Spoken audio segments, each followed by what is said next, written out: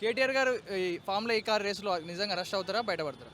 Arrest అయ్యేది లేనిది అది మనమేం చెప్పలేము. కేసు ఎప్పుడైతే ఆయన మీద బుక్ అయిందో ఆయన కోర్టుకు హాజరు కావాల్సిందే. అది కోర్ట్ డిసైడ్ చేస్తుంది. కోర్ట్ డిసైడ్ చేసి ఆయనను రిమాండ్ చేయాలనా లేకుంటే ఆయనను కేసులో నుంచి కంటిన్యూ చేయాలనేది కోర్టు పైన ఆధారపడి ఉన్నది. అది మనం డిసైడ్ చేయటానికి మనకే మాత్రం దాంట్లో రైట్స్ లేవు. ఎందుకంటే అది కోర్టుకు సంబంధించిన ఇష్యూ కాబట్టి ఆయన కంపల్సరీ కోర్టుకు ఆయన హాజరు కావాల్సిందే. అయితే ఈ కేసులో నిజంగా స్కామ్ జరిగిందంటారా? జరగలేదా? స్కామ్ జరగకుంటే ఆయనకు భయం ఎందుకు? భయం ఎందుకు ఆయనకు స్కామ్ జరగకుంటే? ఎందుకు తప్పించుకొని తిరుగుతున్నాడు? ఎందుకు అతను అరెస్ట్ కాకుండా ఎప్పుడైతే గవర్నమెంట్ వాళ్ళు ఆయనకు అరెస్ట్ ఆర్డర్ ఇచ్చినప్పుడు అరెస్ట్ కాకుండా తప్పించుకోవాల్సిన అవసరం ఏమున్నది? ఆయన నీతి నిజాయితీ అరెస్ట్ అయిపోతారంటారు కేటీఆర్ గారు. అరెస్ట్ అయితే పర్వాలేదు, తక్కింది గవర్నమెంట్ చూసుకుంటుంది, అది కోర్టు చూసుకుంటుంది. కోర్టు ద్వారా ఆయనకు ఏమైనా శిక్ష పడేది ఉంటే పడుతుంది, లేకుంటే ఆయన ఒకవేళ ఆయన ఏ నేరం చేయకుంటే ఆయన వదిలిపెడతారు. అరెస్ట్ అవ్వాలనే కోరుకుంటున్నాం మేమైతే. ఎందుకనంటే తప్పు చేసిన ప్రతి ఒక్కరు ఖచ్చితంగా శిక్ష ఎదుర్కోవాలి.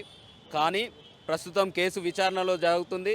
ఇవాళ ఒక శుభ పరిణామం ఏందనంటే ఈ యొక్క హైకోర్టు కేటీఆర్ వేసుకున్న క్వాష్ పిటిషన్ అనేది కొట్టేయడం చాలా ఆనందదాయకం. ఎందుకనంటే తప్పు చేసింది ఎవరైనా కూడా చట్టం ముందు సమానమే, ఎవరైనా కూడా శిక్ష అనుభవించాల్సిందే. కాబట్టి హైకోర్టు ఈరోజు ఇండైరెక్ట్గా ప్రభుత్వానికి, తెలంగాణ రాష్ట్ర ప్రభుత్వానికి మీరు వాదించే వాదనతో మేము ఏకీభవిస్తున్నాం, రూల్ ఆఫ్ లా అనేది అందరికీ వర్తిస్తుంది, ఖచ్చితంగా ఏదైతే విచారణ చేస్తున్నారో ఆ విచారణ అనేది సవ్యంగా సాగచ్చు, విచారణ చేయండి అని పర్మిషన్ ఇచ్చింది.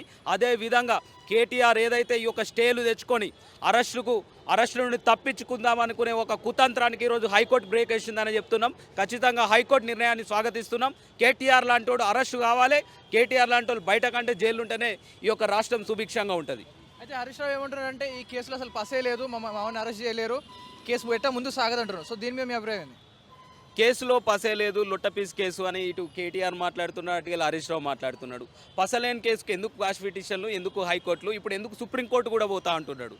నిజంగా కేటీఆర్కు హరీష్ రావుకు దమ్ముండేది ఉంటే మీరు చేసిన దాంట్లో అందులో ఏం లేకపోతే అది లొట్టపీస్ కేసు అయితే ఇంత తంటాలు ఎందుకు పడుతున్నారు నాయన? మీరు ఖచ్చితంగా సపరేట్గా ఉండొచ్చు కదా. విచారణ చేస్తుంది ప్రభుత్వం, ఏమన్నా అంటే అది లొట్టపీస్ కేసు, మా మీద కుట్రపూరితంగా చేస్తున్నారు అనేది ప్రజలు కూడా ఏకీభవించట్లేదు, మేమంతా కూడా. ఎందుకనంటే ఈ కేసు అనేది 100% అందులో అవకతవకలు జరిగినాయి కాబట్టి కేటీఆర్ ఇంత భయపడుతున్నాడు, హరీష్ రావు ఇంత భయపడుతున్నాడు, బీఆర్ఎస్ పార్టీ అంత ఉలికి పడుతుంది. ఖచ్చితంగా దీన్ని విచారణ కోరాలి.